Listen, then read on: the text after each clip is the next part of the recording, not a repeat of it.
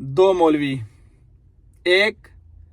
عاصم منیر کے دور کا مولوی اور ایک پرویز مشرف کے دور کا سید عدنان کاکا خیل، جس نے یہ کہا تھا کہ آج اس ہال میں لگی ہوئی قائد کی تصویر آپ سے پوچھ رہی ہے، آگے آپ کھڑے ہوئے ہیں کہ جنرل تم تو سرحدوں کے رکھوالے ہو، تم کو ایوان اقتدار کی راہ کس نے دکھائی ہے؟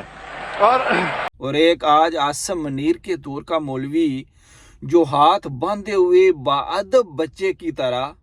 آپ کے ہاتھ پہ ہم بیعت کرتے ہیں، جیسا کہ مئی میں ہم نے کہا تھا کہ 30 لاکھ مدارس کے طالب علم آپ کے ایک حکم کے منتظر ہیں۔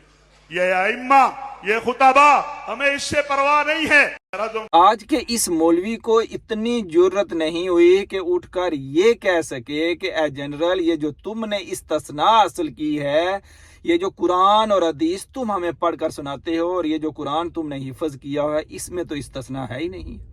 آج کے مولوی کو وہ واقعہ بھول گیا جو حضرت عمر کا یہ مجھے اور آپ کو سناتے تھے، جو یہ مسجد اور محراب میں سناتے تھے۔ ان مولویوں کو وہ بات بھی بھول گئی جو یہ ہمیں کہتے تھے کہ ظالم حکمران کے سامنے کلمہ حق کہنا سب سے افضل جہاد ہے۔ جانے کیوں ہمارا مولوی یہ شان و شوکت جب دیکھتا ہے، یہ بڑے بڑے عہدے دیکھتا ہے، یہ بڑی لمبی گاڑیاں اور یہ کھانے اور یہ محل دیکھتا ہے، تو یہ ساری چیزیں کیوں بھول جاتا ہے؟ اور آج سچی بات ہے، سید عدنان کاکا خیل کی وہ گفتگو جو اس نے وقت کے حکمران کے سامنے کی تھی، اور آج جب یہ سارے مولوی دیکھتا ہوں تو مجھے اقبال کا وہ جو شعر ہے اس کی صحیح سمجھ آتی ہے۔ اقبال نے کہا تھا، پرواز ہے دانوں کی